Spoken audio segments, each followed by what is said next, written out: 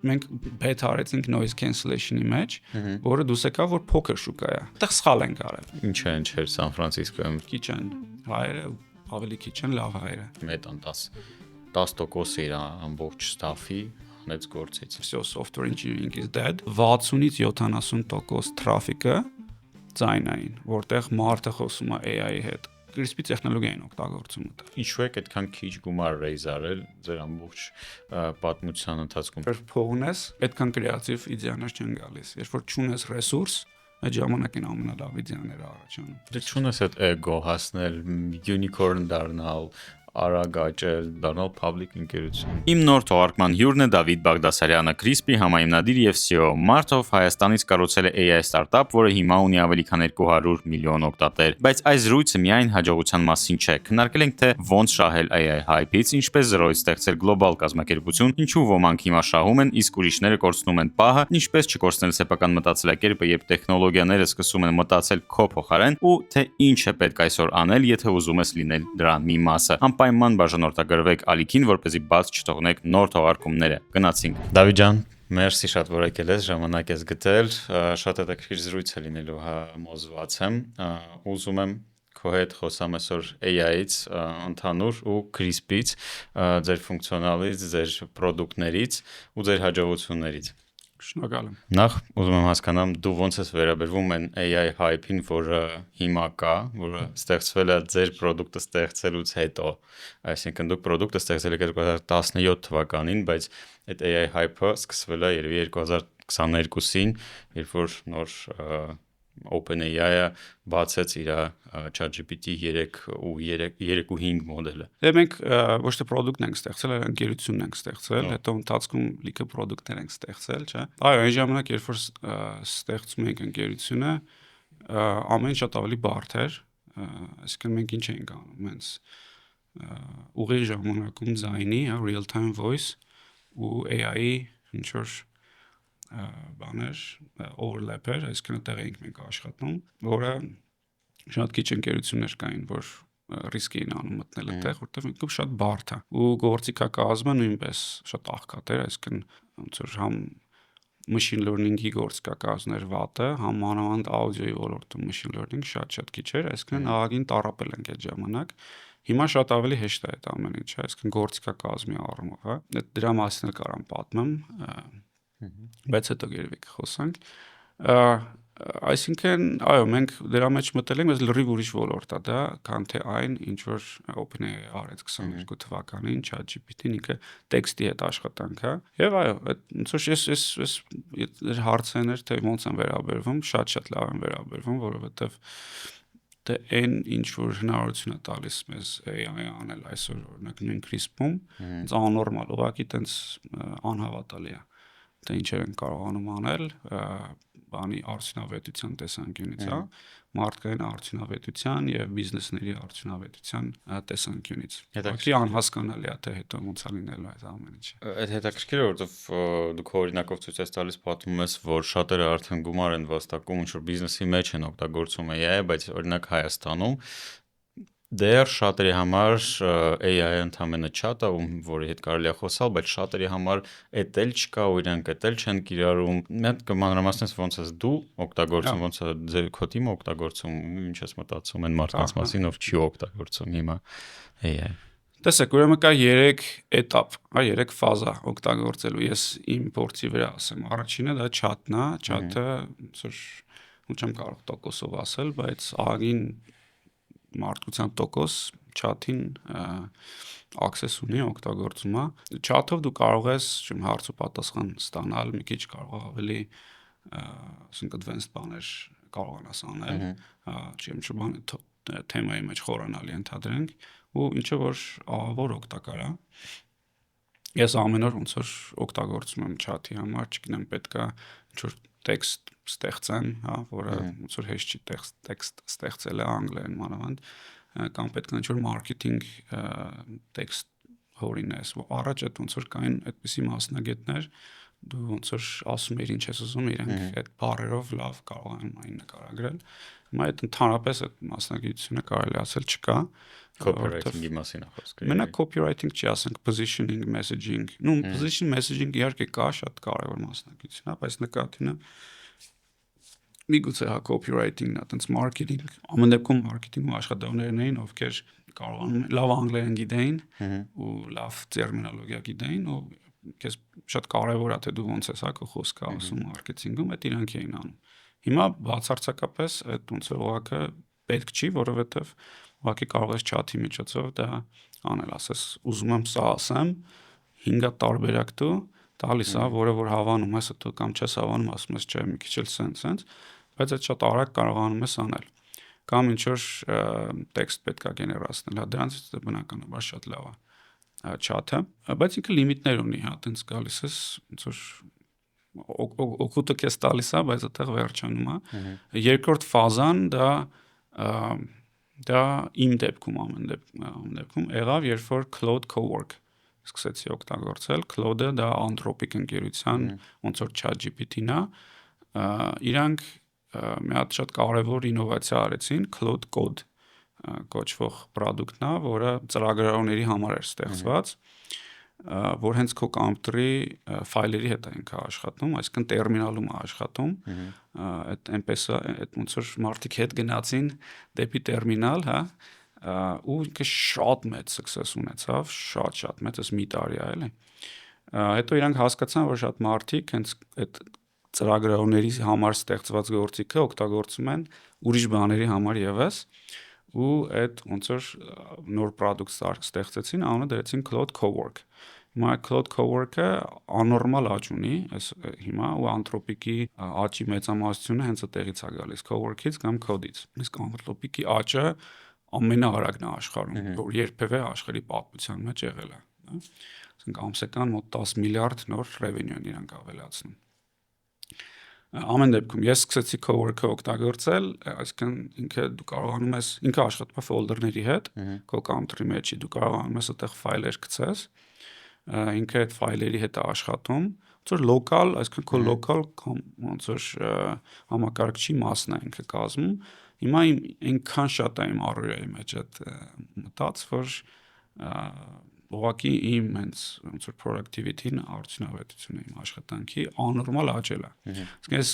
ինչ եմ արել, ոնց որ մեր ընկերության մասին ամբողջ դատան տվել եմ իրան, ու ինքը կոնտեքստ կարևոր է նա, որ ինքը կոնտեքստ ունի, հա, ընկերության մասին, իմ աշխատանքի մասին, ու երբ որ ինչ որ բան է պետք ինձ անալիզ անել կամ հասկանալ, հետազոտել եւ այլն, իր հետ եմ խոսում, այդ cowork-ի միջոցով եմ խոսում, քանի որ ինքը կոնտեքստը ամբողջովին շատ լավ հասկանում է, ֆայլերի հետ կարողանում է աշխատել, այտենց աննորմալ լավ արդյունքներ է տալիս մի խոսքով։ Դա երկրորդ ֆազան է, այսինքն որ դու chat-ից գնում ես ավելի մեծ կոնտեքստով քո համակարգչի վրա աշխատող ինչ որ գործիքի, եւ երրորդ ֆազան դա արդեն agentic-ն է, երբ որ դու կարողանում ես ինչ որ աշխատանք, որը դու պետք է անեիր, կամ ինչ որ մեկը պետք է աներ ընկերությունում, դու կարողանում ես տալ AI-ը անի, ու ես դրա փորձն էլ ունեցա, ես վերջի մի ամսվա մեջ սկսեցի հենց Claude Code-ի հետ աշխատել, այսինքն ծրագրավորման, այսինքն ինչ որ մի միտք ունեի, որը ուզում էի, որ երկար ժամանակ ուզում էի, որ մեր հետազոտական թիմը աներ, որոնք տենց շատերը մաթեմատիկոս են, տենց PhD minimum բան ունեն, ինքը բավական բարդ խնդիր էր, ու ես ոնց որ ցանկացա այդ գործը ես անեմ, ընդամենը իմ բանի վրա, իմ կոմպյուտերի վրա առանց նորմալ GPU-ների, բան, ու ստացվեց, այսինքն ես տենց քանի որ սիրում եմ engineering շատ, ինձ տարավ, ու տենց լրիվ աչքերը ոնց որ eye opening էր այդ փորձը, որովհետև ես իմ հեռախոսից կարողանում էի ասեի գնա դու հիմա էս արա, ինքը գնում լուրջ բաներ էր անում, ասում էի չէ հիմա էս արա, էս ուղղությամբ, ու այն ինչ ես ստեղծեցի, հույսով եմ որ շուտով production կգնա, այսինքն ինչ եմ ուզում ասել, այդ երրորդ ֆազան էր, որը ամենաշատ productivity բերող ֆազան է, երբ որ դու AI օգտագործում ես ոնց որ as a programmer in a box in your machine, հա, կամ as a researcher in your machine, որը շատ թանկարժեք բան է, ինքը թանկ է, այդպիսի բան ունենալը, հա, ժամի ժամավճարի տեսանկյունից շատ թանկ է, բայց եթե ես անում, տենց 100-ավոր անգամներ էժան է ավելի։ Հետաքրքիր է, որովհետև ես խոսացել եմ օրինակ Հայկ Կարապետյանի հետ, որ էլի MBA AI-ում եւ շատ հետաքրքիր փորձ ունի, որպես CEO տարբեր ընկերություններում ինքը ասում էր, որ այդ ամեն ինչը, եթե մտած չի բիզնես process-ների մեջ, ինքը որովը օգուտ չի տալու։ Հիմա ես քո օրինակով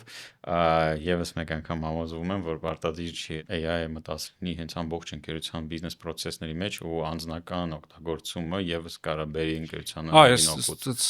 բացարձակ համաձայն չեմ դրա հետ։ Ես համաձայն եմ վերջնարդյունքի հետ, այսինքն վերջնակետի հետ, երբ որ դու կարողանաս մտցնել process-ների մեջ, ինքը աննորմալ շատ մեծ ոնց որ տրանսֆորմացիայի կբերի, բայց այդ ճանապարհը թե դու ոնց ես գնում հասնում այդտեղ, հա, այդ վերջնարդյունքին ինքը տենց չի գալի, տենց չի լինում, էլի որ դուք նստած եք, մեկ էլ ինչ-որ մեկը գալիս մտցնում է ձեր process-ների մեջ, պետք է ինքներդ անեք, այսինքն մեծ շատ կարևոր բան ասեմ, թե շատերն են մեր ընկերությունում, ոնց որ դե մարդիկ լինում են early adopter-ներ, այսինքն որ նոր բան է, իրանք ուզում են գնան, ոնց որ խաղան հետը փորձարկեն եւ այլն, այդ early adopter-ներն են, բայց հետո կան մարդիկ, ովքեր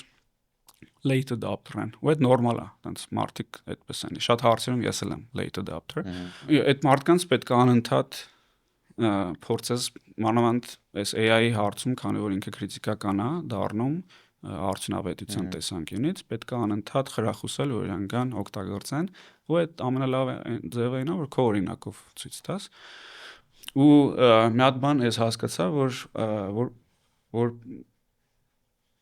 միջև չանես, իդեալներ չեն գալիս։ Հենց սկսում ես անել, աննորմալ շատ իդեալներ են գալիս։ Բայց շատ կարևոր point է, էլի։ Այսինքն դու կարաս անընդհատ կարդաս AI-ի մասին, անընդհատ կարդալը հեշտ է AI-ի մասին, այս մարդիկ էս են այլ, այս մարդիկ էս, կարաս ինչ-որ կարծիքներ ունենաս, but who cares այդ կարծիքների մասին։ Ոնց որ միջև չգնաս անես, Nike-ն չի ասում just do it։ Այդ լրիվ ստեղ կիրառելի է, էլի։ Գնում անում ես, մեկ էլ այնքան իդեաներ ա մոտդ գալիս, որ արդեն ոնց որ հետ ճանապարհ ուղակի չկա։ Իմ նախկին գոլեգան հենց տենց էլ արեց, ինքը ասում էր մի բան Արմեն, ասում եմ պետք է օգտագործես, պետք է հենց հիմա ինչ-որ բան ստեղծես, ու ինքը անընդհատ գրեթե ամեն օր ինչ-որ բան էր ստեղծում, Telegram bot, ես ինչ լուրեր էր ինձ ուղարկում ամեն օր, մինչև հիմա իմ feed-ում ամեն օր լուրեր է գալիս, top 5 լուր, այս ինչ ոլորտից իր ստեղծած, ինքը YouTube summarizer-ը ստեղծել, այն է ստեղծել, էսա ստեղծել, հիմա ինքը Լոնդոնում raise արել 150,000 ֆունտ ստերլինգ ու 300,000 հեսա էլի raise անում Evidence ստարտափով, որը product manager-ների կյանքն է հեշտացնում, sense super to ինչ-որ ստարտափ է ստեղծել, էլի օգտագործելով նենց շատ միտք մի անգամ։ Շատ կարևոր թեմա է, մենք միգուցե կարանք իր մասին ավելի խորը խոսալ, թե այդ պրպտալը, այդ անընդհատ ինչ-որ այդ հետաքրքրասիրություն ունենալը, այսինքն անընդհատ ինչ-որ փորձարկել ինչ-որ, դա ինչքան կարևոր skill է, հա։ Ինչ-որ հայերեն ոնց է skill, չգիտեմ, skill է մի խոսքով, հմտություն է, հա։ Ու հենց այդ է ամենակարևորը լինելու էլի ապագայում։ Զուտ իմանալ ոնց օգտագործել AI տարբեր գործերներ։ Չէ, պրպտալը, այսինքն ինչ-որ բաներ անընդհատ փորձարկելը։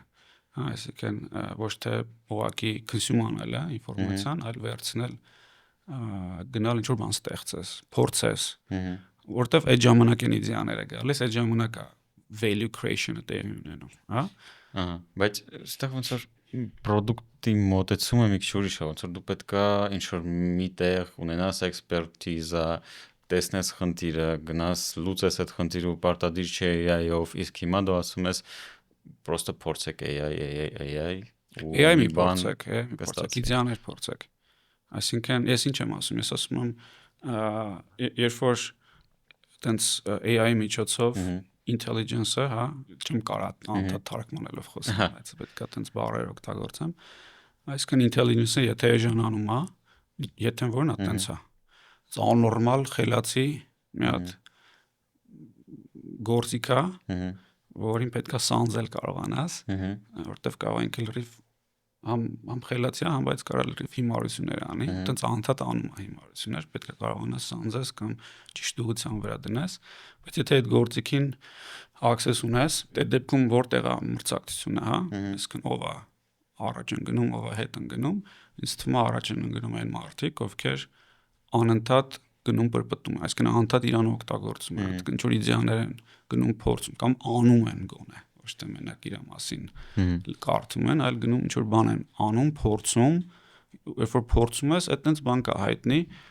ասում է action produces information։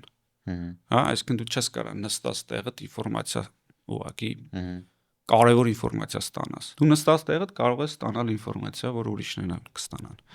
Բայց եթե դու action ես անում, ինքը ստեղծում է նոր ինֆորմացիա քո համար։ Այսինքն դու անդադ եթե action ես անում, այն ժամանակ քո մոտ ինֆորմացիայի քանակը շատանում է ուրիշների հետ համեմատած։ Ու այդ ժամանակ դու ունես առավելություն ու կարաս ավելի լավ մրցակցես։ Action produces information։ Այդ շատ ես դրա հավատացյալն եմ, հա։ Բայց նայ, եթե մենք գիտենք, որ intelligence-ը ահագին էժանանում է ու ոնց որ իր արժեքն էլ է կորցնում, արդեն շատ էժանը, բոլորը ունեն այդ intelligence-ը իրենց գրպանի մեջ մի քանի հավելվածի տեսքով։ Ու բոլորը ոնց որ action անողների քանակը այնքան է շատանալու մոտակա ժամանակներում, որ մրցակցությունը ուղղակի սարսափելի է լինելու։ Ինչի համար պատրաստ կլինեն վճարել համ մարդիկ, համ կորպորացիաները, ինչն է լինելու արժեք դեպքում։ Շատ լավ հարց է դա։ Տեսեք, նախ ասեմ, տենց այդքան ակնհայտ չի, որ այդ բնավորության գիծը ունեցող մարդիկ շատանալու են, տենց չգիտեմ ինչի հաշվի են շատանալու, հա։ Իրանք կան, ինչ որ ինձ թվում է ինչ որ կոնստանտիվ է միշտ մարդկության մեջ, դա ինչ որ բնավորության գիծ է, հա, ասենք դա այդ գիծ, այդ entrepreneur-ների ամենաուժեղ հատկությունն է, հա, այսինքն որ իրանք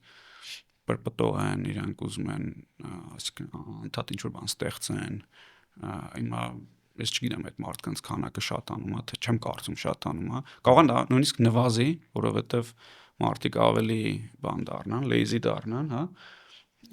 որտեվ ամեն ինչ ավելի հասանելի է, ու կարող է նվազի, հիմա այդ դժվարանում եմ այդ հարցի պատասխանը։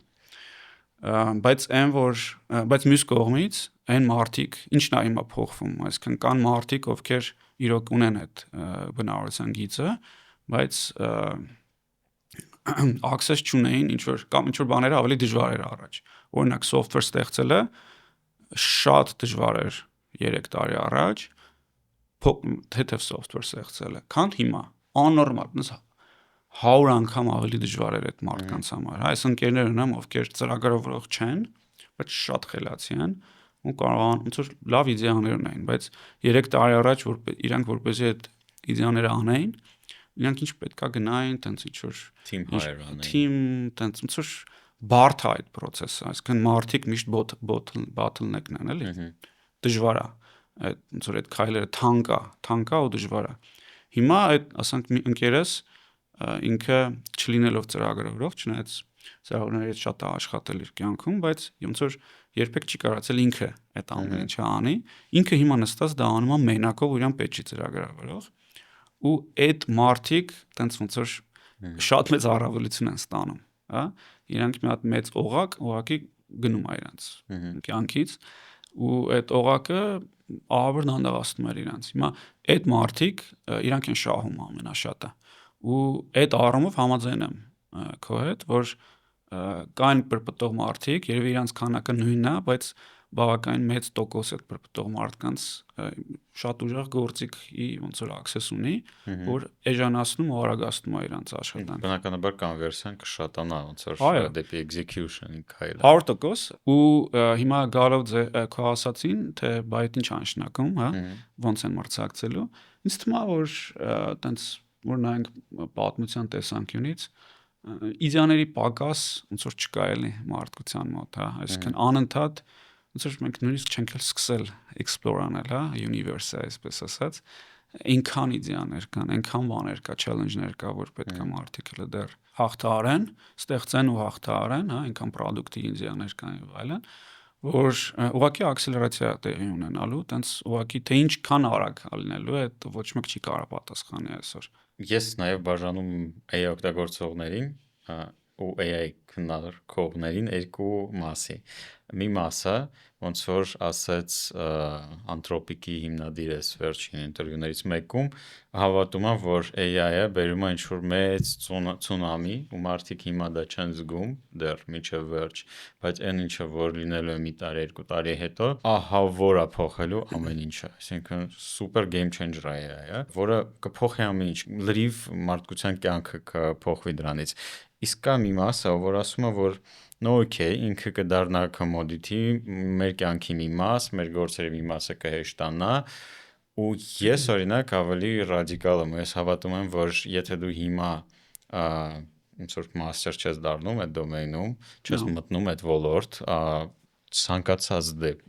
ձևի product-ով, դու պարտվելու ես ապագայում, ու դու լինելու ես ուղղակի ոնց որ հիմա ինտերնետ user-ը կամ electricity user-ը, որ կողմի վրա ես դու։ Նախ պետք է հասկանանք, որ երբ որ Anthropic-ի founder-ը այդպիսի բաներ է ասում, այնտեղ երկու պատճառ կա, մեկը այն է, որ իրոք դրա մեջ կա ճշմարտություն, ինչ որ ոլորտներում, օրինակ ինքը ասում էր դա մի տարի առաջ ծրագրավորների կյանքի մասին, ոնց որ աշխատանքի մասին, այտենց մարդիկ անլուրջ էին մոտենում, բայց ճիշտ դուս եկավ ինքը, այսինքն ինքը ասում էր, որ ծրագրավորները կոդ չեն գրելու, չգիտեմ ինչ որ բայից մի տարուց ընդհանրենք, ու ինչ որտեղ ճիշտ էր ասում, հա, հիմա ասինքն օրինակ մենք Crisp-ում մի հատ product ենք ստեղծել, արդեն 3 ամիս է դրա վրա ենք աշխատում, մի ուղղություն է, որի մեջ ռիսկ չէինք անում մտնել, որտեղ ինքը այտենց մեծ ինվեստիցիա էր պահանջելու,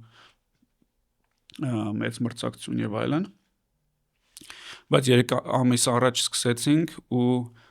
շատ մեծ պրոգրես ենք ունենացել ընդամենը 3 ամսում, լավ ուժեղ թիմ է վրա աշխատում, բայց կոդ չեն գրել, մի տող կոդ չեն գրել, ու կարող մի տող գրել են, բայց մեծամասնությունը AI-ով է գրվում ինքը, հա, այսինքն ոնց որ Anthropic-ի founder-ը ասաց է, նոր պրոյեկտների մասով բավականին ճշգրիտ է, որ չի նշանակում ամեն ինչի մասով, բայց ես կարծում եմ, որ կարող է, ասենք եթե հիմա բան ստեղծեինք, նոր product սկսեինք ստեղծել, 100% տենց էինք անելու, այսինքն նոր product-ների տեսանկյունից երևի 90% պլյուս ճիշտ կանխատեսումներ ինքը արել, ու ծրագրավորների կյանքը միանշանակ ամբողջովին փոխվել է, այսինքն եթե դա այդ կանխատեսումը ոնց որ պրոյեկտ ենք ծրագրավորների վրա 100% այդպես է, հիմա կան ինչ որ ուղղություններ, որտեղ դեռ այդպես չի, այսինքն նույն ծրագրավորների մոտ, բայց ես կարծում 90% պլյուս տենց է, եթե նոր պրոյեկտ է սկսում, նոր product է սկսում,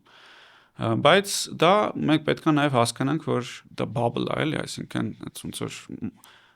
որ մենակ ծրագրավորները չեն այս աշխարհում, ով ասես կա, ինչ մասնագիտություն ասես կա, ու այդտեղ ոնց որ դեռ երկար ժամանակ է պետք, այսինքն ասել 1-2 տարում դա տենց լուրջ չի, էլի, բանի տեսանկյունից, գլոբալ բոլոր պրոֆեսիաների տեսանկյունից, բայց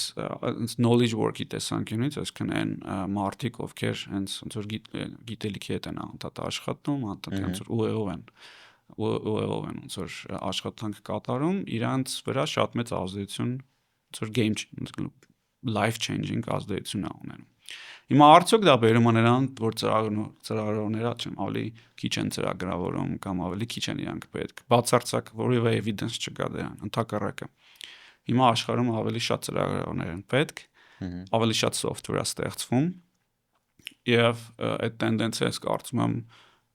էականորեն մենակ ավելանալու է։ Ինչ որ մեծ տրանսֆորմացիաներ են լինելու software-ի աշխարհում, բայց այն որ ավելի շատ software-ը ստեղծվելու աշխարհում մարդկանց կողմից,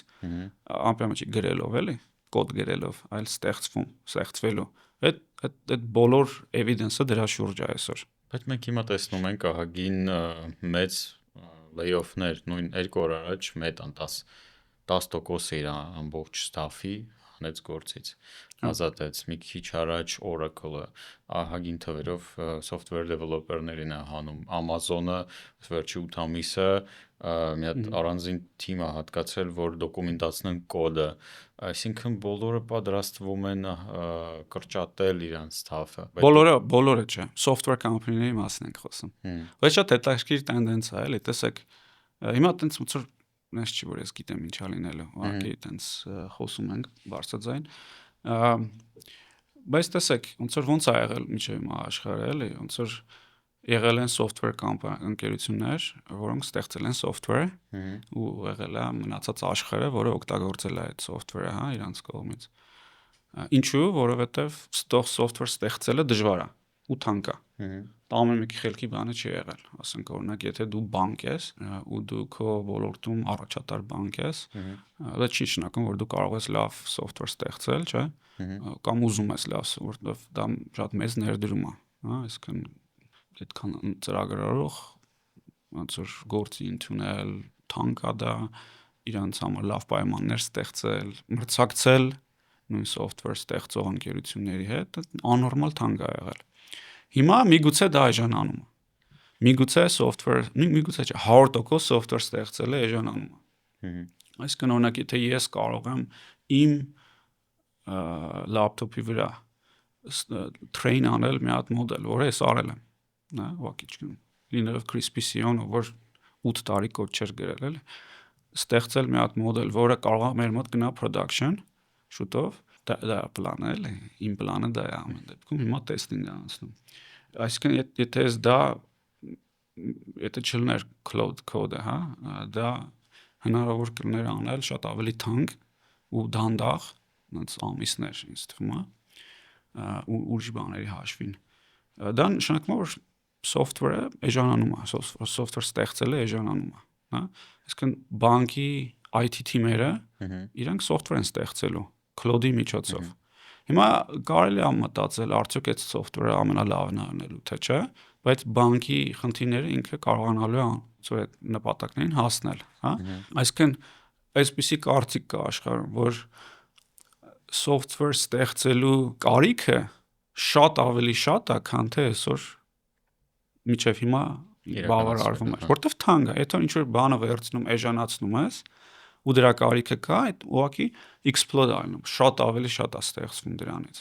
Ինչ-որ, այսինքն մարդիկ են պետք, ովքեր ստեղծեն դա, ու այդ մարդիկ, ովքեր որ հիմա հետ գնալով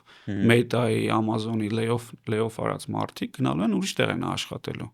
Այսինքն ոչ software ընկերություններում software են ստեղծելու։ Ու այդ software-ի էլ եմ ասում, այսինքն գաղափարն է, որ software ստեղծելու պահանջարկը աննորմալ շատ է, քան թե այսօր առաջարկվում է, էլի։ Իսկ այդ դեպքում դու ասացիր հետաքրքիր բան, եթե էժանացնում ես ինչ-որ բան, որ արդեն կա, այդ explode-ա լինում ու ոնց որ ամեն ինչ չէ։ Եթե կա պահանջարկ։ Հա, եթե կա պահանջարկ։ Հետաքրքիր է քո կարծիքը, այս AI դարում, որտեղ այդ հնարավորությունները կա նստել cloud code-ով ինչ-որ app ստեղծել եւ launch անել։ Ինչ կաներ դու, չունենալով CRISP-ը, չունենալով ոչ մի բան, ուղղակի լինելով, չգիտեմ, սովորական մեր podcast-ի դիտող, ինչ կստեղծեիր դու cloud code-ով, որ զարգացնես քո ընկերությունը, ստեղծես, զարգացնես product-ները եւ ոնց որ հարստանաս։ Քո ընկերությունը ստեղծելու տեսանկյունից, քո product, ինչ որ նկատի ունես, ինչ product կանեի։ Դες անկեղծ ասած չեմ ասում case, բայց ֆորողությամբ կգնար, ոնց ինչ ճանապարհ կընտրեիր։ Հա, ոնց որ ես երևի ավելի շատ հարցը տենա, թե ինչ խորհուրդ կտայի, հա, լսողներին ինչ անեին, որ թե հենց ին վրա իմ մասին է։ Չէ, պարտադիր չի քո վրա, հենց քո վրա չէ, դու շատ biased ես, դու գիտես համ ոնց որ արդեն ընկերություն ես ստեղծել, բայց պատկերացրու մի մարդ, որ հիմա աշխատում է ինչ-որ X ընկերությունում, երազում է սեփական ստարտափի մասին, ինքը մի կողմից լսում է, որ սա ասը մեռնում է, մի կողմից լսում է, որ կա AI, որը բոլորը արդեն ստեղծել են սաղ, ինչքան հնարավոր շատ տարբեր հավելված, բայց ինքն էլ ուզում ինչ-որ բան ստեղծի։ Բայց ինքը վախում է գնա SaaS, որովհետև այնտեղ դժվար է վաճառել, գնա B2C, որովհետև այնտեղ դժվար է կլիենտ պահել, ինչ ընտրի այդ մարդը, ինչ անի։ Իսկ պետք է հետ գնանք այն իմ նախորդ ասացին, այդ ոնց որ just do it, այդ Nike սլոգանը։ Ինքը շատ էական, դրա համար եմ ասում, ոնց որ այն մարդիկ, ովքեր ոնց որ անցյալում միջև AI-ը նույնպես պրպտալու էին ինչ-որ բաներ փորձեին անել, այդ բանը կոնստանտ է մնալու միշտ, ինձ թվում է աշխարհում։ Այսինքն այն մարդիկ, ովքեր ուզում են պրպտան ինչ-որ բաներ փորձեն, ինչ-որ բաներ ստեղծեն, այդ մարդիկ շարունակելու են անել, այն մարդիկ, ովքեր իրանց պատճառ կա, թե ինչու չպրպտան, թե ինչու չփորձեն, իրանք շարունակելու են այդպես մտածել։ Հա, դրա համար ամենակարևոր բանը այն է, որ անեն, պրպտան, ինչ որ բան անեն, կապ չունի ինչ են անում։ Եթե քայլում ես փողոցով, 100 հատ իդեա կարող է մոտդ գա, չէ՞, մանավանդ հիմա ինչքան է հեշտացել, ասենք, չգիտեմ, իմիջների հետ, վիժնի հետ աշխատանքը, աուդիոյի հետ աշխատանքը։ Եթե ես փորձեի ինչ որ իդեաների գիրք ունենայի ու քայլեի փողոցով մի շաբաթ, հաստատ մի 10 հատ իդեա գալու էր, թե ինչ կարելի էր անել։ Ուղղակի ոչ թե որ դրանք լավ իդեաներ են, տենց սուպեր իդեաներ են։ Ուղղակի ինչ որ տեղ, որտեղից կարող ես դու սկսել։ Հա, ասենք գնաս, բայց որպեսզի դու կարողանաս ինքդ քեզ համոզել, որ դու ընդհանրապես կարող ես դրանով զբաղվել, պետք է մի հատ cloud code-ը բացես, մի հատ ինչ-որ մի անկապ իդեա սկսես անել ու հասկանաս, թե ինչքան հզոր գործիքի բան ունես, դու access ունես։ Դրա համար եմ ասում, ոնց որ մենակ կարդալը հերիք չի։ Գնա մի հատ ինչ-որ ամենապրիմիտիվ բանը, ընդհանրենք, չգիտեմ, даже պետք չի ունիկալ իդեա լինի։ Ինչ-որ մի հատ product կա, որը դու հավանում ես, գնա փորձի, փոքր, ամենափոքր product-ը, որը դու հավանում ես, գնա փորձի դա cloud code-ով սարքել ու ուղղակի զգալ, թե ինչքան հզոր է։ Հենց որ դու այդ արեցիր, այնքան իդեաներ ա քո մոտ գալու,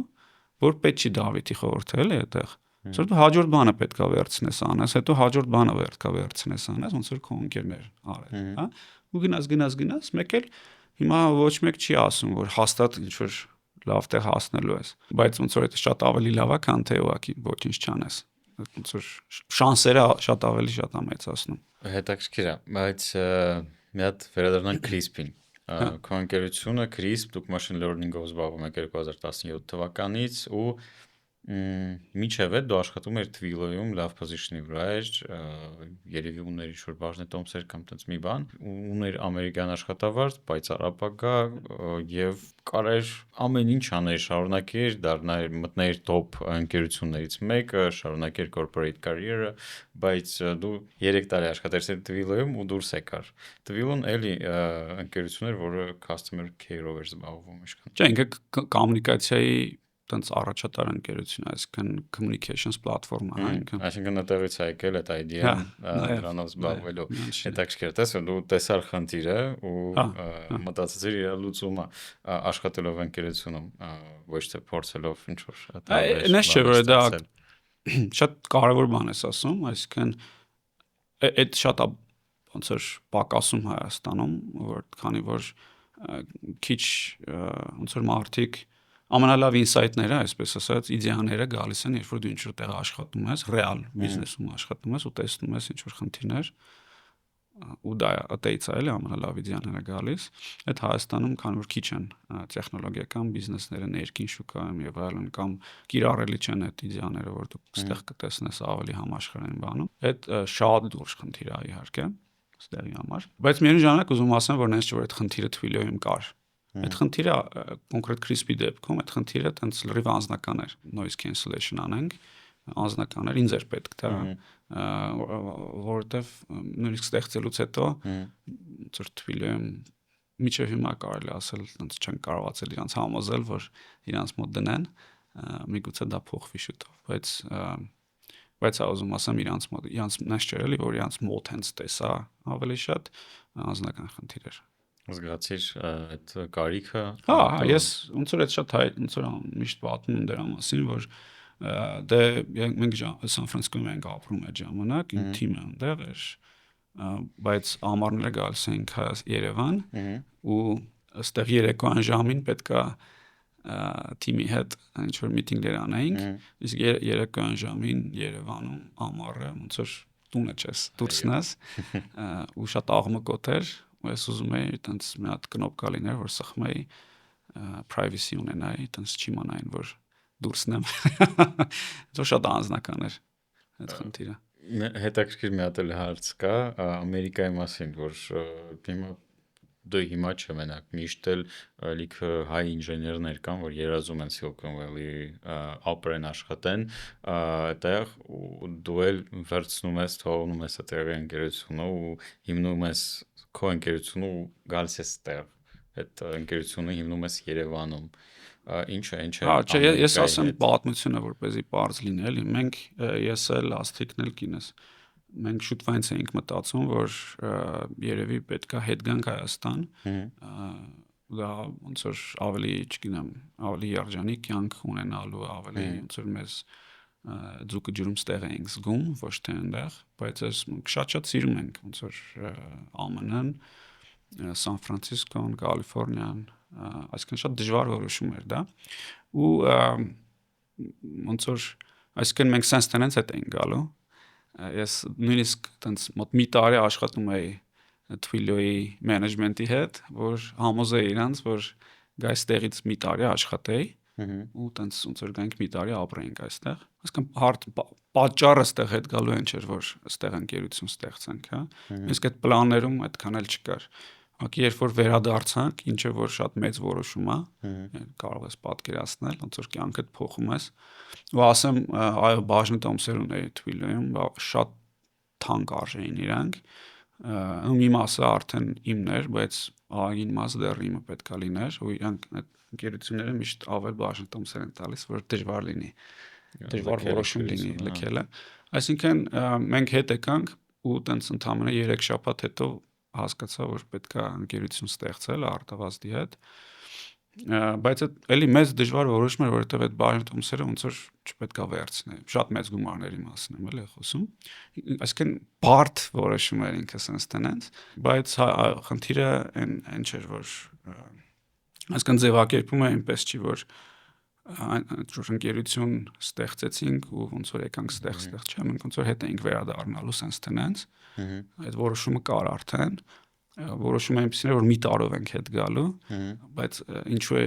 տենց այդ որոշումը, որտեվ երբ որ ասում ես մի տարով ես հետ գալու, շատ ավելի հեշտ որոշում է դառնում, տենց հեք էինք արել էլի մենք ինքներս մեզ հեք էինք արել, իմիջիոտ եթե ինչ որ մարդիկ ուզում են հետ գան, դա շատ լավ հեք է էլի, ասում ես մի տարով հետ գամ, տեսնեմ ոնց կլինի ու տենց շատ հեշտ անում այդ որոշումը, հա։ Բայց շատ կարճ տևեց, 3 շաբաթ հետո ոնց որ ուղղակի հասկացա, որ պետքա դուրս գամ Twilio-ից ու տենց նոթիս տվեցի։ Բայց դու ասացիր վերադարձել ենք, որ միգուցե ավելի երջանիկ լինենք։ Ինչ է չէր Սան Ֆրանցիսկոյում սիրում էի քաղաքը եւ այլն։ Հա, այդ մի քիչ արդեն ավելի շատ ոնց որ երևի բան է, մակաղ բոլոր ինչի վերաբերում, ամեն դեպքում մեր դեպքում մենք հասկացանք, որ նախ ասած ասեմ, ուզում ես հասկանաս, թե ինչ կյանք ես ուզում ունենաս, չէ՞։ Ինչ որտեղ ապրելու մասին չի խոսքը, այդ երբ որ դու գնում ինչ որտեղ ապրում ես, քո ամբողջ կյանքը վերադասավորվում է այդ դրա շուրջ, հա։ Մենք հասկացանք, որ շատ դժվար է, այսինքն մենք արդեն կայացած մարդիկ ենք, հələ տենց երիտասարդ չենք ել, ոնց որ ու նոր, չգիտեմ, կյանք ստեղծելը, որ կյանքի մեջ մտնում են լիքը մարդիկ, չէ, քո շրջապատը եւ այլն։ Մենք շատ լավ ընկերներ ունենք այնտեղ, բայց քիչ են այնտեղ հայերը, հա։ Քիչ են հայերը, ավելի քիչ են լավ հայերը։ Ու այդ ուզում ես ընկերություն անես, քո կյանքը ոնց որ կապես, բայց միևնույն ժամանակ կան այլազգիներ, ովքեր շատ լավն են, բայց իրանց հետ դժվար է ստեղծել լավ հարաբերություններ, ընկերական հարաբերություններ, որտեղ ոնց որ այդ հարաբերությունները կերջանկացնեն քեզ։ Իսկ մենք հասկացանք, որ մեր կյանքում ընկերական հարաբերությունները մարդիկ շատ կարևոր են, այդ մեկ շատ կարևոր են, առանց լավ շրջապատ ունենալու հաստատ երջանկության մակարդակը ավելի քիչ կլներ։ Երկու հասկացանք, որ դժվար է ոչ հայերի հետ մեզ նույն մակարդակի հարաբերություններ ստեղծելը, որովհետև լրիվ ուրիշ մշակույթ է։ Դու ինքդ պետքա շատ փոխվես, որպեսզի կարողանաս այդ մանավանդ ԱՄՆ-ում դա էական ավելի դժվար է, որտեղ մշակույթների մեծ տարբերություն կա, հա։ Ինչ-որ լավի վատի մասին չի խոսքը, ուղղակի տարբեր ենք մենք ոնց որ հումորից սկսած, որը կարևոր է կյանքում, վերջացրած ուղղակի հարաբերություններով եւ այլն։ 3 հասկացանք, որ մեր կյանքում հայերը շատ կարևոր են, բայց որտեղ են հայերը ամենաշատը։ Դե Հայաստանում են ամենաշատը, իսկ շատ հայերի մեջ ոնց որ այն տոկոսը, որը բռնում են մեզ, իհարկե, ոնց որ շատ ամենաշատը հենց Հայաստանում է։ Հասկանանք պետք է հետ գանք Հայաստան։ Մեր մոտ էդ էր հիմնական բանը, բայց նաև ոնց որ տանորից գնալուց առաջ մենք հասկանում ենք, որ մի օր հետ են գալու։ Այսինքն այդ process-ը այդպեսին էր, բայց հետո համընկավ դա նրա հետ, որ արդեն CRISP-ի իդեաները, տենց CRISP-ի շուրջ իդեաները արդեն ավելի զարգացել էին։ Բայց էլի տենց չեմ ուզում ստեղծվի տպավորություն, թե դա էր հետ գալու պատճառը։ Միանշանակ դա չէր էլի։ Ու նաև այդ հետ գալու պատճառներից մեկը նաև այն էր, թե դու ինչ ես ուզում կյանքում անես։ Այսինքն դու կարող ես գնալ ԱՄՆ-ում շատ լավ կյանք ունենալ, ոնց որ դու ես ասում, չգիտեմ, տարբեր ընկերություններում կարող ես աշխատել։ Նույնիսկ պետք չէր փոխել ընկերությունս, թվիլիոն ընտիրագույն ընկերություններ էլի, ու շատ էի սիրում, միջև հիմա սիրում եմ այդ ընկերությունը, բայց ունակ իմ համար շատ կարևոր էր իմպակտ ունենալ։ Իմ համար կյանքում կարևոր է իմպակտ ունենալը, հա, դրական իմպակտ ունենալը։ Ես ասենք այնպեսի մարդ եմ, որ իդեալներով եմ ապրում։ Ինձ դուր է գալիս դա, ուժս չեմ պատկերացնում ուղղակի իմ կյանքը։ Իսկ այդ էլ էր կարևոր։ Մենք հասկանում ենք, որ Հայաստանում, քանի որ Հայաստանը, չգիտեմ, 1000 կամ անգամ ավելի փոքր է ԱՄՆ-ից իր տարբեր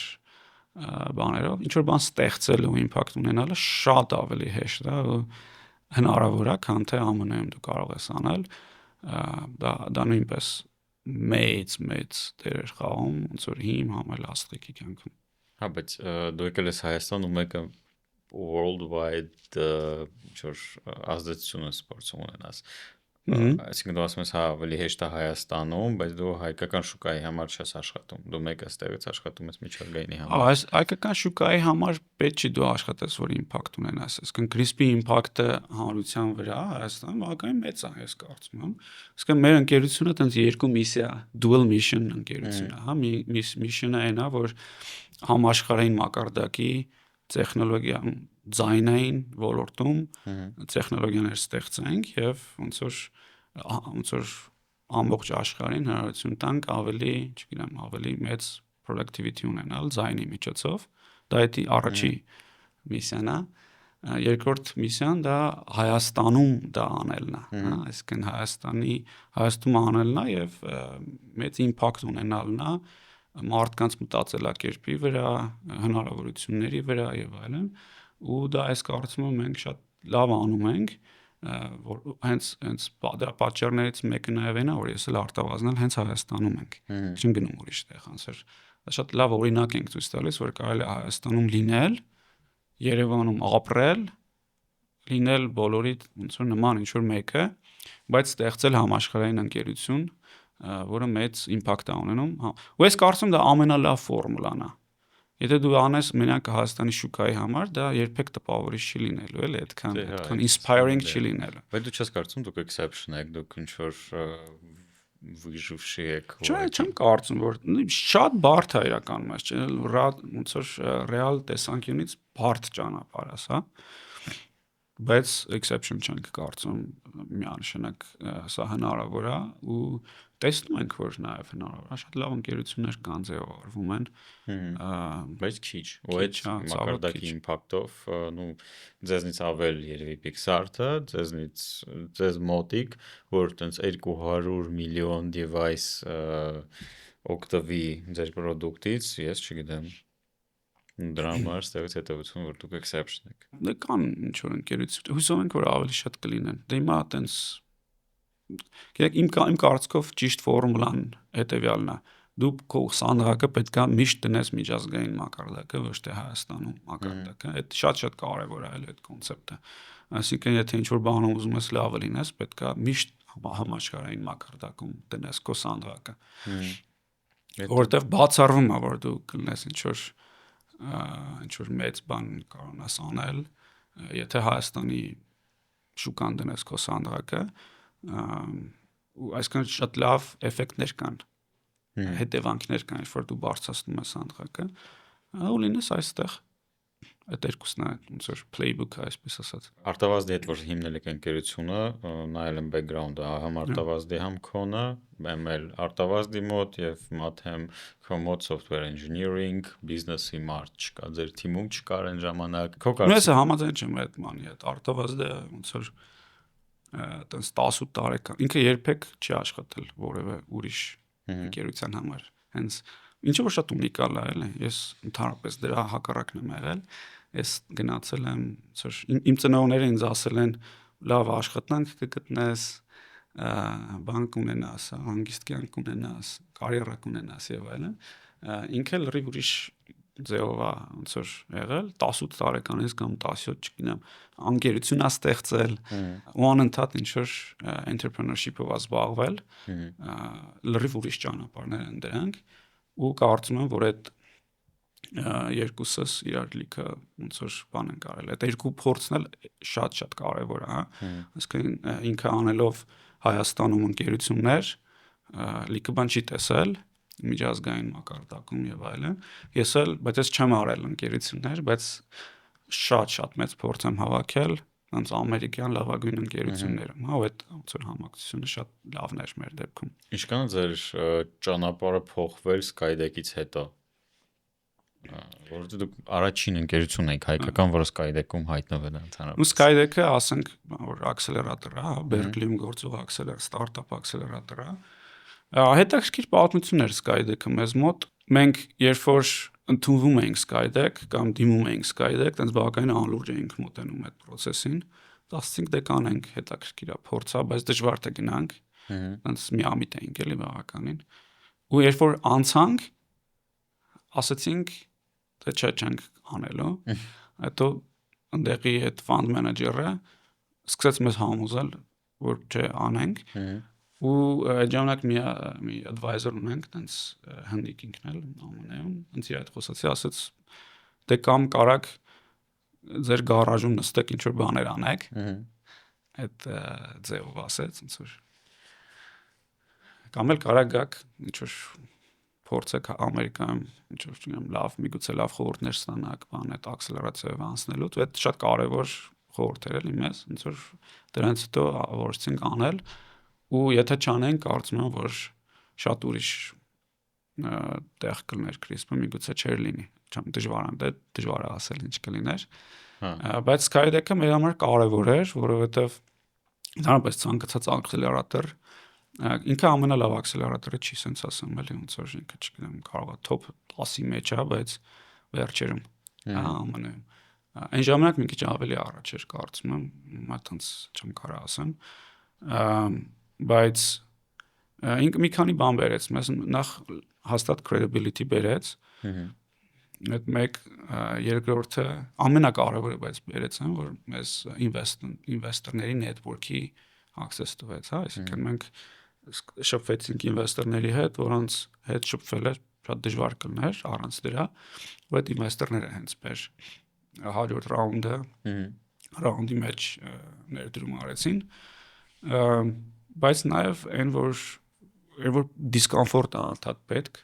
ստարտափներին ու պետքա մի կողմից դիսկոմֆորտ է պետք, մյուս կողմից պետքա urgency, չգիտեմ հայերեն ոնց է urgency, շտապողականություն է պետք, այսինքն ինչ որ deadline է, միշտ ինչ որ deadline է պետք, հա, որ դու քո այդ comfort zone-ից դուրս գաս ու ընդհանրապես ստարտափներին այտենց մի քիչ շեղվեմ, բայց մի քանի բան է պետք, ոնց որ կարևոր է, որ իրանք փող չունենան, օրինակ, կարևոր է, որ իրանք փող չունենան, որտեղ փող ունես, այդքան կրեատիվ իդեաներ չեն գալիս, երբ որ չունես ռեսուրս, այդ ժամանակին ամենալավ իդեաները առաջանում, դրա համար են կարողանում իրանք ավելի մեծ ընկերություններին հաղթել, որտեղ նրանք ունեն ռեսուրսը, փող ու կոմֆորտի մեջ են ու creativity-ն ավելի քիչ է լինում։ Ամեն դեպքում ակսելերատորները քեզ urgency են ստեղծում, որտեղ կա deadline, այդ deadline-ին դու պետք է գնաս, չգիտեմ, 100 ինվեստորի դիմաց քո pitch-ը անես, այդ կարևոր deadline-ը։ Իրանք տալիս են քեզ network, խորհուրդը չգիտեմ ինչքանով է էական, բայց այդ դրանք շատ կարևոր են նորաստեղծ ընկերությունների համար։ Այդ առումով շատ լավ էր Skydeck։ Այդ իմ հաջորդ հարցն էր, արդյոք այդքան կարևոր են գիտելիքը, որ դու ստանում ես Skydeck-ում, եթե մենք անենք networking-ը, եթե մենք հիմա ունենք AI, եթե մենք այդ խորհրդատվությունները կարանք ստանանք նույն Claude-ից, նույն Gemini-ից, չգիտեմ, ստեղծենք այնտեղ ագենտներ, այդ AI գիտելիքները, չգիտեմ, վերցնենք բոլոր ինտերվյուները Elon Musk-ի, դարձնենք դա agent knowledge ու իր հետ խոսանք, արդյոք մենք կարիք կա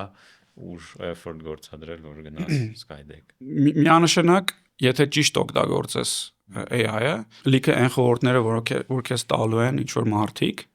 դրանց կարիքը երևի չի լինի, որտեղ դու կարող ես, եթե ճիշտ ես օգտագործում։ Օրինակ մենք հիմա շատ ենք դա անում։ Այսինքն ամեն օր, միգուցե ամեն օր կամ լավ sense ասեմ, շաբաթը մեկ հաստատ այնպիսի ոնց որ այնքան լավ բան եմ ստանում AI-ից, խորհուրդ ասեմ կամ ինչ որ այնքան լավ աշխատանք եմ կարող իր միջոցով անել, որ անցյալում ես ստիպված գնայի ինչ որ մարդ գտնեի specialized, հա, այդ ուղղության։ Լինի դա իրավաբանական խորհուրդ կամ ինչ որ industry specific խորհուրդ կամ եւ այլն։ Գտնեի այդ մարդուն, ինտերվյու անեի, տենց մի քանի օգու, ճիշտ մարդուն գտնեի, հետո միգուցե ժամը $1000 բան տանք, պայմանագիր կնքեինք,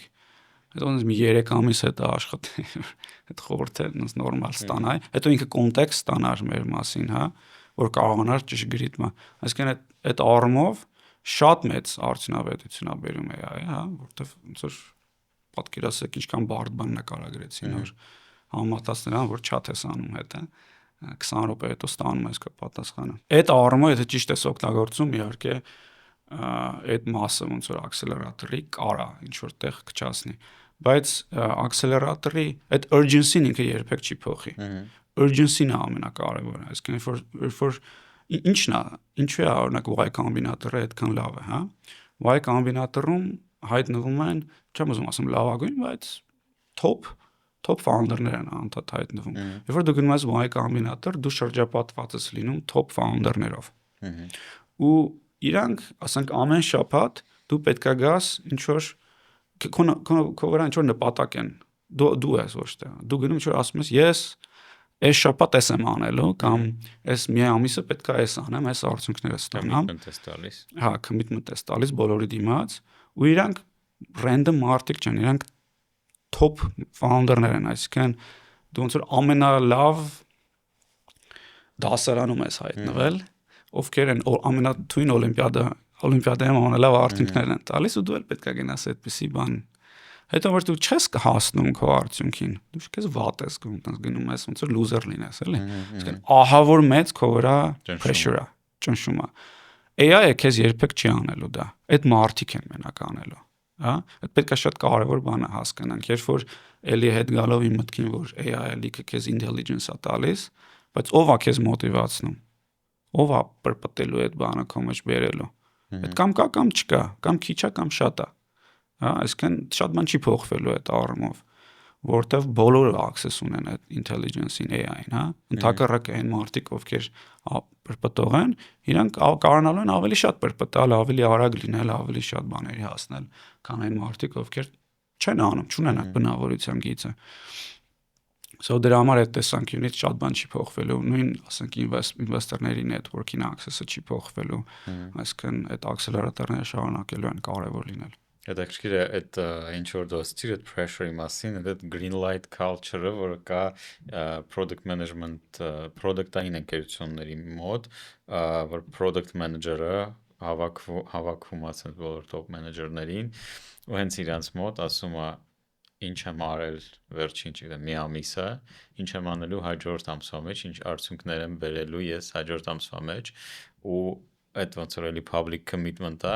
ու ահագին մեծ stress test-ը product manager-ի համար ընկերության ներսում նույնը փաստորեն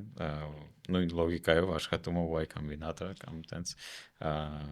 ուրիշ Իսկ կյանքն է ուղղակի այդպես աշխատում, էլի, ոնց որ մարդիկ, ասենք, երբ որ գնում ես gym, ինչի է որ gym գնալը ինչ որ արդյունքների բերում, որտեվ ունա կա ինչ որ coach, հա, ով որ ասում է ոնց որ երկուսով որոշում եք որ ես պետք է անեք, հետո չանելը արդեն այդ մարդու նկատմամբ ինչ որ բան է, վատ վերաբերմունք է կամ ոնց որ pressure-ը ստեղծում, որտեվ մարդը հիմա եթե AI լիներ, դժվար է դու իրան բանի տեղ դներ, ոնց որ AI-ը մարդ չի, հա։ Ոնց որ այդ մարդկանց համար այդ մոտիվացիայի աղբյուրը կամ ինչ որ բան չանելու հետևանքը ուրիշ մարդկանցից կախված լինելու դեպքում ավելի ուժեղ բաների է բերում, մոտիվացիա է բերում։ Այդ ոնց որ ամեն տեղ է տենց կյանքում։ Արի մի քիչ SaaS բիզնեսներից խոսանք, ձեր հիմնական ծր եկամուտի աղբյուրը SaaS-ի կտորն է երևի API-ները եւ customer care service-ները, customer support-ը։ Ինչ-որ այսքան ինչ-որ ընկերությունի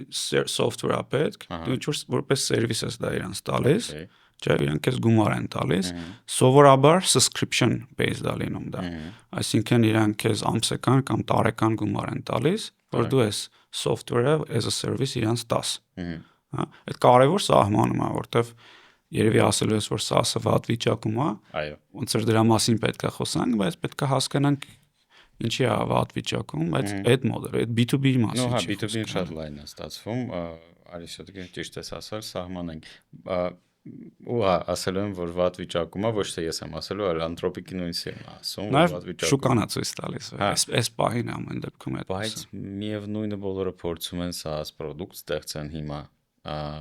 Միևնույնը SaaS-ը հիմա ահագին գումարներ է raise-անում, նույն չգիտեմ, ձեր մրցակիցները, Eleven Labs-ը, Sanas-ը, չգիտեմ, ելով կա, բոլորը ինչ-որ շարժ կա շուկայում ու շատ լուրջ, 3 ամիսը 1, 4-6 ամիսը 1 ընկերությունները raise են անում խոշոր գումարները, չեմ հասկանում ինչա կատարում, ցուցաբեղկի էֆեկտա, թե ինչա։ Նախ ասեմ, որ ոչ մեկ չի հասկանում, թե ինչա տեղի ունենում, հա, այսինքն մարդիկ շատ reactive են, investor-ները շատ reactive են, ու public market investor-ները նույնպես շատ reactive են, հա։ Ասենք թե մենք խոսացինք դրա մասին, չէ՞, օրինակ մարդիկ կան, որ կարող են ասեն, всё, software engineering is dead, բայց մյուս կողմից տեսնում ենք, որ իրականում software creation-ը շատանում է աշխարհում, հա, ու կարող է աննորմալ, կարող է 100 անգամ շատանա աշխարհում, հա։ Այսինքն իր բավականին հակառակ բաներ են դրանք։ Դրանք բավական reactive են, ես կարծում եմ, բայց հետ գանք այդ SaaS-ի սահմանմանը, էլի։ Դες ոնց որ դու ասում ես, որ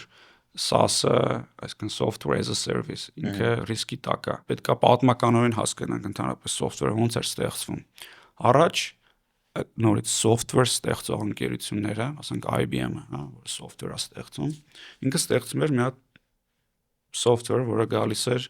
չեմ քո country մեջ էր աշխատում, այսինքն գալիս էին այդ մեծ ընկերության մեջ դնում էին այդ software-ը ու չկար cloud, հա, ոնց որ այնտեղ էր աշխատում ամեն ինչ, այդ on-prem-ա կոչվում, ամեն ինչ on-prem էր։ Դա տենց SaaS անունը հələ այդ ժամանակ չկար, դա սովորական software էր։ Իրան ծախում էին որպես sense դու ոնց որ չգիտեմ $1 million տալիս ես, ես քեզ այս 100-ացել այնց տալիս եմ ու ոնց որ support եմ անում։ Այդ էր մոդելը։ Հետո եկավ SaaS-ը, որ եկավ cloud-ի հետ։ Ասենք ոչ թե մենք ձեր մոտ ենք դնելու software-ը, ձեր network-ում կամ ձեր կոմպյուտերների վրա, այլ ինտերնետ, ոնց որ web browser-ով դու կարողանալու եք access անեք ու cloud-ում ալինելու սա, մեր cloud-ում ալինելու։ Այսինքն այդտեղից առաջացավ այդ գաղափարը, որ software as a service։ Մենք այսինքն ասում ենք, դուք շատ քիչ եք գործանում։ Մենք ենք այդ ամեն ինչ վերցնում մեր վրա։ Դուք պետք չի ձեր, չգիտեմ, data center-ները ունենաք, որտեղ է software-ը run կլներ։ Մենք դա կանենք, որ մենք լիքը բան ձեր համար կվերցնենք մեր վրա, դուք կգաք կողակի օգտագործել։ Այդտեղից առաջացավ software as a service։ Հիմա ինչու են ասում, որ SaaS-ը ռիսկի տակ է։ Ընդհանրապես ես կարծում եմ, որ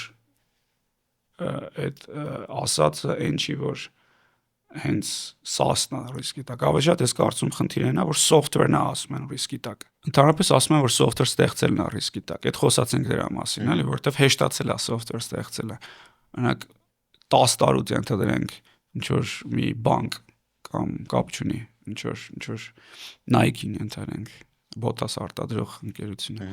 Իրան պետք է լինելու, որ մեկ ուրիշը իր համար software ստեղծի։ Թե իրենք կարող են իրենք անել այդ software-ը։ Դա է սա հարցը հայկանում։ Դա արդեն SaaS-ի մասին չէ՞, էլի, ուզում ասեմ software-ի մասին է։ Ով է ստեղծելու այդ software-ը։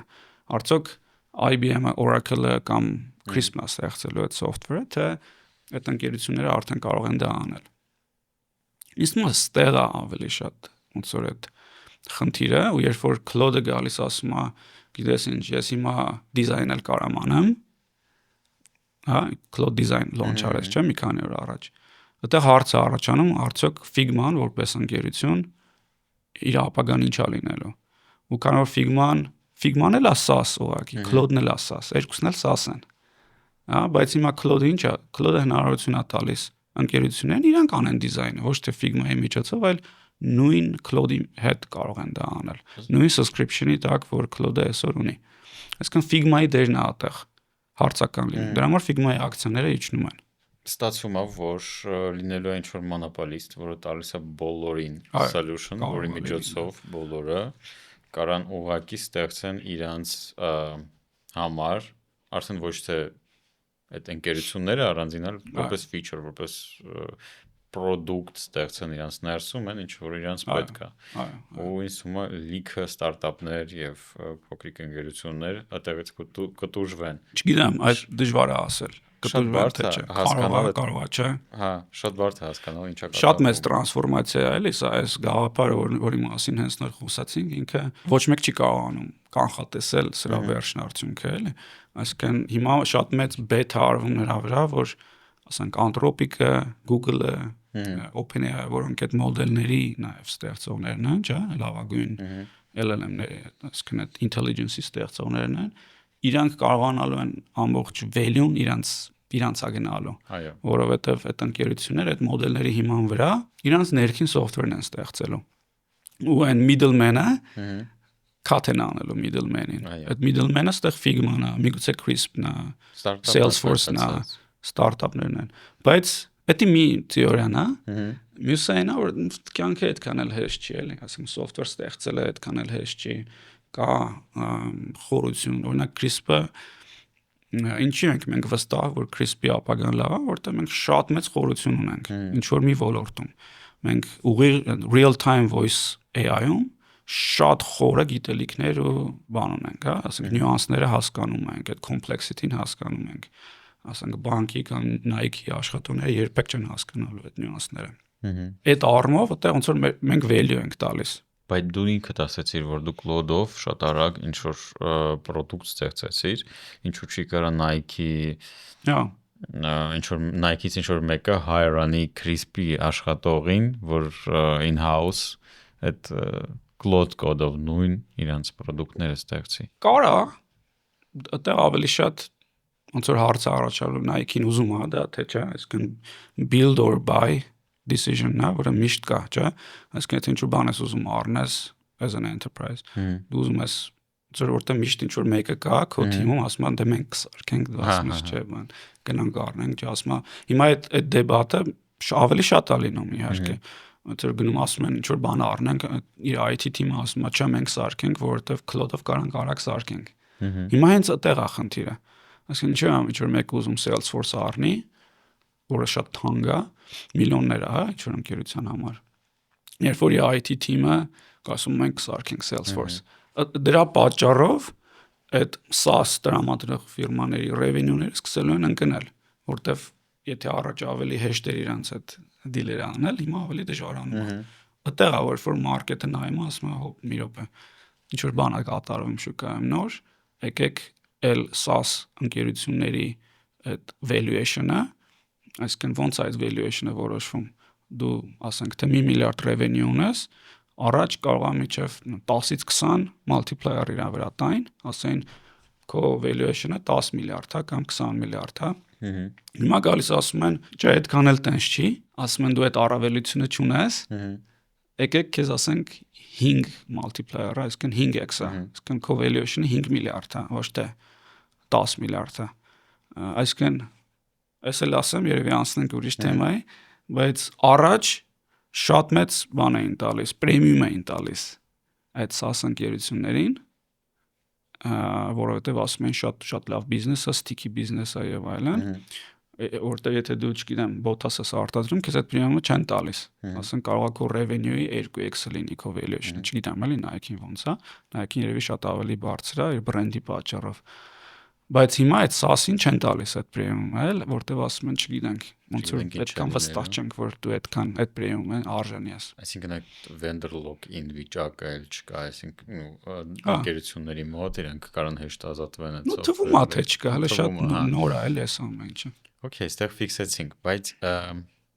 մի հատ ուրիշ բան ուզում եմ քննարկեմ Crisp-ի մասին, ինչու եք այդքան քիչ գումար raise արել ձեր ամբողջ պատմության ընթացքում 17 թե 18 միլիոն եք raise արել, երբ որ հիմա նայում ես նույն 11 Labs-ը 180 միլիոն, շատ 500+, հա 500+ արդեն։ Իրանց valuation-ը 11 Labs-ի կարծեմ valuation-ը 3-ից 5 միլիարդ է։ 10 միլիարդ անցել է։ Հա, բայց այդ official-ը թե վերջի ռաունդը որ արեցին վերջին տվյալները, որ ես գիտեի, 3-ից 5 միլիարդ էր ուրեմն։ Չէ։ Դե պատկերացնում ես ինչ արագություն են աճում, feature-ները ինչ արագ են ստեղծում։ Դուք այս տարի քանի feature եք արտադրել ու ինչու չես կարծում, որ այդ raise չանելը կապված է դրա հետ, թե ինչ արագ եք շարժվում։ Հա, միանշանակ կախված է։ Ես կուզեի, որ մենք ավելի շատ raise արած լինենք, երևի։ Տես, ուրեմն այդ նարատիվը, որ դու շատ ես raise անում, ուրեմն ավելի հաջողված ես, ինքը ոնց որ բնականաբար ահագին ճշմարտություն կա էլի իր մեջ, ոնց որ, բայց տենց միևնույն ժամանակ պետք է ասել, որ չգիտեմ, մեդիայի սիրած story-ներն են էլի դրանք, տենց hype-ա բան եւ այլն, դու այսքան raise արել, տենց մարդիկ սիրում են այդպեսի story-ներ, դրա համար ոնց որ դրա վրա լիքը շեշտ է դրվում։ Բայց շատ նյուանս է էլի այդ ամեն ինչը պետք է հասկանանք։ Տեսեք 11 Labs-ը օրինակ իրանք այսօր մեր բան չեն, մրցակից չեն, մենք ընդհանրապես չենք մրցակցում իրենց հետ։ Ընդհակառակը մենք օգտագործում ենք իրանց, ինձ թվում է իրանք օգտագործում են մեզ, չերես ուրիշ պլատֆորմաներ, բայց իրանց չի ուզի մրցակից անվանել էլի հաստատ։ Ես շատ տպավորված եմ իրանց execution-ով, հա, շատ հալալ է, շատ արագ աճում են եւ այլն։ Հետեւյալը, բայց տեսեք, CRISPR-ը այսօր արդեն 2 տարի է profitable ընկերություն է։ Ոչ թե նրա համար, որ մենք profitable ընկերություն ենք ուզում լինենք միշտ, կամ ուզում ենք մեր profit-ները շատացնենք, իրականում չունենք այդպիսի նպատակ։ Մեր նպատակը արագ աճն է։ Բայց profitable լինելը լավ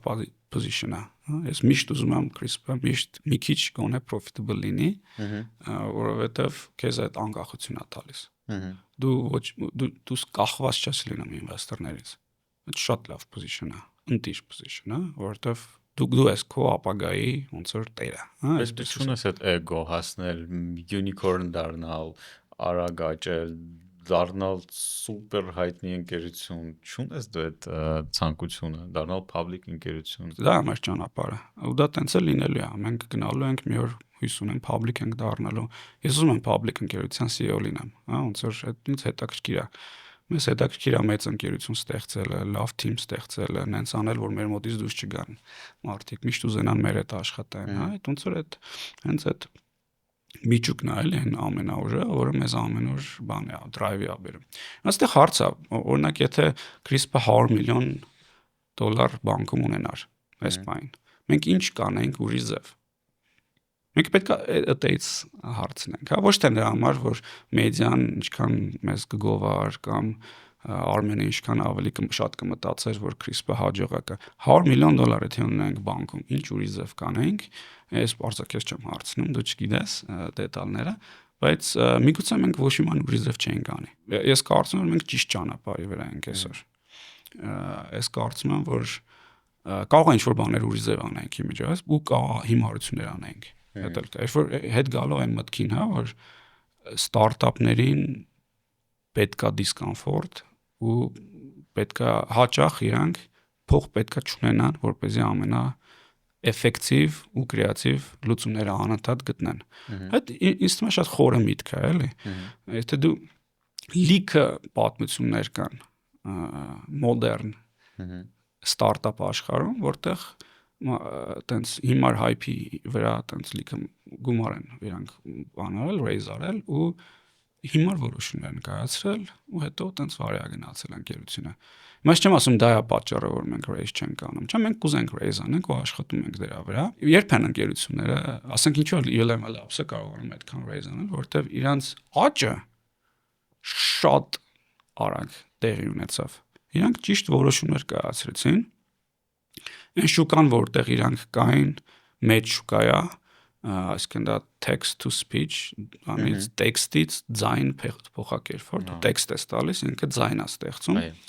Իրանք դրա առաջատար էին ու դեռ են ու օրինակ եթե ինձ հարցնեի 5 տարի առաջ ինչքան այդ ինչ շուկա է, ես կասեի ես չգիտեմ, փոքր շուկա է թվում,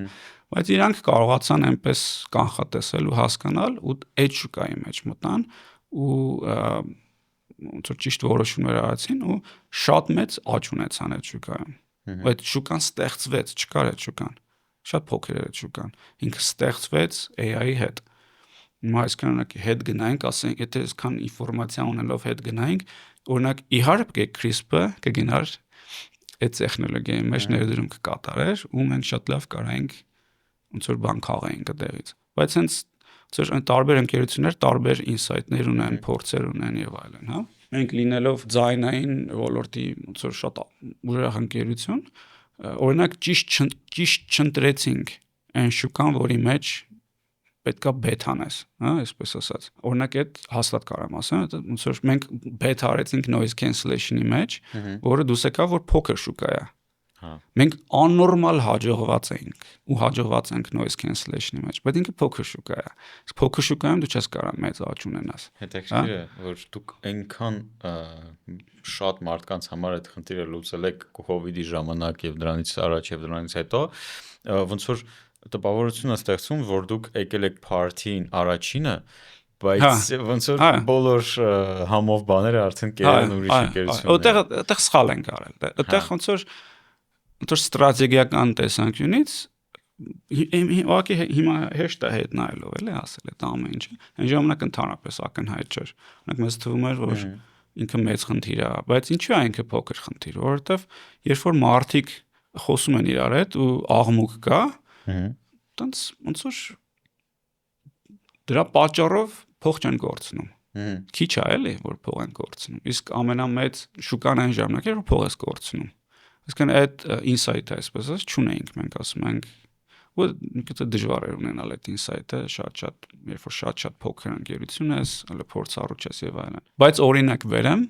որ նույն այդ ձայն աղմուկի մաքրման խնդիրը, երբ որ մարդը խոսում է AI-ի հետ, ասենք ինչ որ զանգում ես բանկ, այդ բանկում AI-ն է քո հետ խոսում, ու տեղ աղմուկ կա, այդտեղ շատ ավելի մեծ է։ Գումարը։ Ու հիմա մենք ես իմ կանխատեսմամբ մոտ 60-ից 70% թրաֆիկը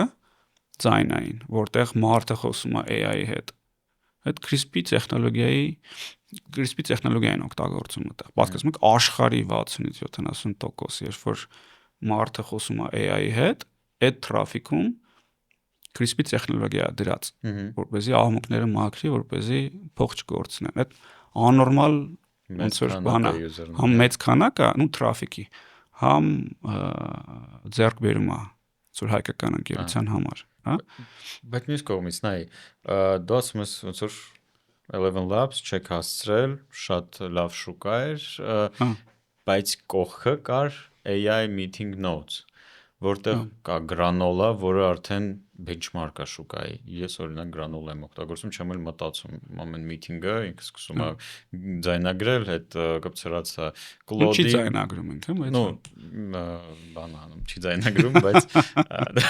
արդեն խորացակ տեխնոլոգիայի մեջ։ Բայց դուք կարողացել եք, չէ՞, ուշացումով, բայց մտնեք այդ շուկա։ Չէ, մենք առաջինն ենք եղել։ Դուք առաջ եք ավելի վատ, մենք առաջինն ենք եղել։ Այսինքն ստեղ էլի առաջինն եք եկել, բայց դուք եկել եք Granola-ն ու դե Granola-ի кейսը շատ հետաքրքիր է։ Ես շատ եմ սիրում ընկերություններ, ովքեր լավ կարողանում են լավ պրոդուկտներ սարքել։ Իհարկե մրցակից է Granola-ն, բայց շատ հարգում եմ իրանց, հենց իրենք բավականին խորը ինսայթներ ունեին հենց այն experience-ի շուրջ, որը ուզում են ստեղծել։ Մենք բավականին ուրիշ ինսայթներ ունենք, թե ոնց ենք մենք պատկերացնում այդ meeting notes-ի ապագան։ Իրենք ուրիշ ինսայթներ ունեն։ Ինչու՞ն է տարբերությունը։ Տարբերությունը հետևյալն է։ Մենք օրինակ երբ որ սկսեցինք այդ այս ասում ինչու մենք առաջինը, չէ՞, մենք առաջինն ենք նրանում, որ դու կարող ես meeting-ը ձայնագրել առանց bot ունենալու meeting-ի մեջ։ Ոնց են մյուս միանում այն բոտա գալիս, ճուզվելի, հա, էլի։ Մենք առաջինն ենք, ով որ այդ իդեան ունեցանք, որտեվ CRISP-ի արխիտեկտուրան դա հնարավորություն էր տալիս էլի դա անել։ Հետո արդեն Granola-ն հայտնվեց բանը, որը նույնատիպ միտքով եկավ, որ դու patch-ի bot ունենաս։ Մեր vision-ը այն էր, որ մարդիկ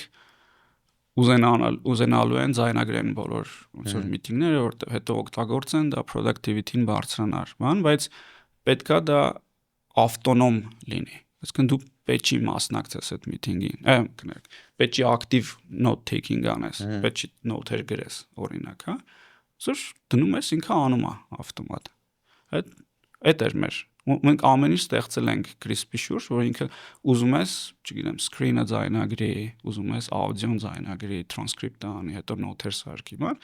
հետո դու կգաս այդ կաշխատես այդ note-երի հետ։ Granola-ն բացարձակ ուրիշ ձև գնաց չկա, իրանք ասցին, որ դու active ուզում ես note-եր վերցնես meeting-ի ժամանակ, active, այսինքն դու գնալու ես գրես ինչ-որ։ AI-ը քեզ կգա enhance կանի այդ note-երը։ Հա, դու ոնց որ վերջում որ վերջացրեցիր, դու սխմեցիր ինքը ոնց որ այն բաները որ դու չէիր վերցրել, ինքը դրանք էլ կվերցնի։ Թվում է թե փոքր է տարբերությունը։ Տեսեք, շատ հետաքրքիր է էլի product management-ի հարցը, չէ՞։ Թվում է թե փոքր է, բայց այդ նրբություններն են, որ ամենակարևորն են product design-ում։ Ու դուրս եկավ, որ ամեն դեպքում ինչ որ սեգմենտի համար մարդկանց, որոնք լավ սեգմենտ են, իրանց բանը տեսակետը ավելի լավն էր, հա, քան թե մեր տեսակետը։ Կարանք շատ խորանանք էլի այս թեմայով, թե ինչու եւ այլն, բայց դուս եկա որ այդպես է, ու ոնց որ իրանք ավելի ճիշտ որոշում կայացրեցին այդ առումով։ Բայց այդ ոնց որ նոր այդ շուկան, ոնց որ մենք պատրաստվում ենք այդտեղ շատ մեծ աճ ունենանք էլի։ Բայց չկա այդ տարբերությունը փոքր, որը դուք կարաք ստեղծեք ու դառնաք 11 Labs-ի մրցակից։ 11 Labs-ի։ Հա։ Չկա այդ նմանատիպ մի։ Մենք շատ մեծ իդեաներ ունենք։ Ես ասացի, որ noise cancellation-ը մարդկանց խոսակցությունների մեջ ինքը փոքր շուկա դուրս եկավ, չէ՞։ Բայց հիմա օրինակ մենք երկու տեխնոլոգիա ենք բերել վերջի 2 տարում։ Ու ավելի երկար ենք իրանց վրա աշխատել։ Մեկը accent-ի փոխակերպումն է, չէ՞, accent conversion։ Այդտեղ առաջատար ենք աշխարհում հիմա։ Ամենամեծ մեծ աճ ունենք այդտեղ call center-ներում ենք օգտագործում։ Ու այդտեղ երբ որ խոսում ենք շուկայի մեծության տեսանք, շատ ավելի մեծ շուկա է, քան թե noise cancellation-ը։ Ու ավելին ասեմ, հիմա մի հատ շատ հաջողակ տեխնոլոգիա ունենք։ Դա ձայնից ձայն թարգմանությունն է։ Ուղիղ ժամանակում ձայնից ձայն թարգմանություն։ Մոտ 2 վայրկյանում թարգմանություն է անում 60 լեզուների միջև, հա։ Հայերեն կա։ Հայերեն դեռ չկա, բայց կգա։ Ու այդ ոնց որ այդ տեխնոլոգիայի արժեքը, երբ որ ասում ես մի ժամ այդ տեխնոլոգիան ինչ արժի, կամ մի ժամ noise cancellation-ը ինչ արժի, մոտ 500x է տարբերությունը, 500 անգամ ավելի թանկ է։ Այսինքն շուկան շատ ավելի մեծ է դրա։ Այսինքն մենք մի քանի տարի առաջ հասկացանք, որ noise cancellation-ով շատ առաջ չեն գնա, դրանով պետքա դիվերսիֆիկացիա անենք մեր տեխնոլոգիաների ու արեցինք ու հաջող ստացվեց դա ու շարունակում ենք անել։ Մենք հիմա հենց թեմաների մեջ ենք մտնում, այնպիսի ուղղությունների մեջ ենք մտնում, որտեղ ել ավելի շատ է այդ ոնց որ նախ շուկան է մեծ ու մեր ոնց որ differentiation-ն է բավականին լավը ու կարենք ավելի շուտ անենք այդ ամեն ինչը, բայց ոնց որ արեցինք, չգիտեմ, 3 տարի առաջ հասկացանք դա ու վերջի արդեն 2 տարում ոնց լավ աճ ունենք այդտեղ ու աճն է ամենակարևորը, հա, ստարտափներում։ Միանշանակ լիքը սխալներ են կարել, առանց դրա հնարավոր չի էլի։ Ստարտափները ինչ են, իրանք տենց որոշումների հաջորդականություն է։ Մատյան է, որոշումների մատյան է, հա։ Ինչ որ որոշումներ ճիշտ են, ինչ որ որոշումներ շատ ճիշտ են, ինչ որ ոմանք սխալ են, ու ոմանք շատ սխալ են։ Սա տենց փորձում ես navigate անես քո կյանքը աշխարհում։ Ես չեմ ուզում տպավորություն ստեղծել, թե ասում եմ, որ ոնց որ fundraising-ը էդի վատ է կամ չէ, ոնց որ մենք կուզեինք fundraise անենք ու աշխատում ենք դրա վրա։ Հա, այդ առումով ոնց որ կարանք երևի ավելի լավ անենք։ Ֆիքսեցինք ստեղ։ Նայ, եթե վաղը դու արթնանում ես ու քեզ զանգում արտավազդը ասում է, գիտես ինչ, հենց նոր OpenAI-ը բոլոր, չգիտեմ, Ցանկացած ուրիշ ընկերությունը, հեն բոլոր մեր ֆիչերները կրկնեց, դարձրեց անվճար եւ հիմա մրցում է արդեն մեր հետ, մեզնից ոչ պակաս լավ է անում, դու ինչ ես անելու։ Ինչն է լինելու քո առաջին միտքը, առաջին որոշումը։ Ճիշտն ասած չեմ կարծում շատ բան է փոխվելու, որովհետև այսինքն արի ավելի լավ հասկանամ հարցը։ Անվճար չեմ կարծում այն բաները, որ մենք անում ենք, անվճար է լինելու, որովհետև Apple-ը OS մակարդակով այդ Հա, ֆիչերները։ չեմ ոնց որ նյուանս տալի է այդ բաները։ Այսինքն, օրինակ noise cancellation-ի մեր վախերից մեկը էր, որ այո, այդպեսի բան կարա տեղի ունենա։ Իմիջիայց մենք սպասում ենք, որ դա շուտ է տեղի ունենալու, բայց մինչև հիմա տեղի չի ունեցել։ Շատ մարդիկ գալիս են հենց մեզ noise cancellation-ի համար են օգտագործում, որը տարօրինակ է մեր համար, որովհետև 8 տարի անցել է, էլի, բայց այսինքն էլի product-ում նյուանսները կարևոր են, ոնց որ խոսացին գրանուլայի մասին, շուտ այդքան էական տարբերություն չէր, չէ՞ որ պատմեցի, բայց ինքը էական է։ Այսինքն այդ insight-ները կարևոր են, թե դու ինչի վրա ես շեշտ դնում եւ այլն, այդ user experience-ը, habit-ները user-ների դրանք շատ կարևոր բաներ են, էլի հասկանալ։ Խորը insight-ներ կան, խորը նրբություններ կան ու դրանք էական են։ Այսինքն ինչ որ մեկը ինչ որ բան սարքեց, որ այդ զրի է, այդ չի պատմում դեռ ամբողջ story-ն, հա, օրինակ ես վստահ եմ, որ ձայնից ձայն թարգմանությունը շատ էժան կամ ձրի է լինելու ապագայում, բայց այն ինչ մենք ենք անում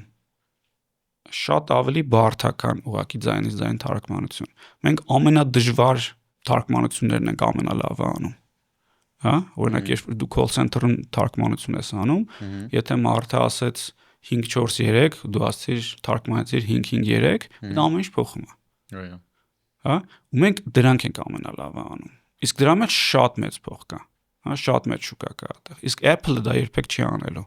Apple-ը consumer ոնց որ ընկերություն է, ոնց որ 553 թե 543 նորմալ է, էլի, այդ ոնց որ դու մի հատ էլ ասի կդզվի։ Բայց ոնց որ այդ խորությունն է կարևոր, հա, այսինքն մանավանդ B2B-ում խորությունն է կարևոր, թե դու մարդկանց համար ինչ խնդիրներ ես լուծում։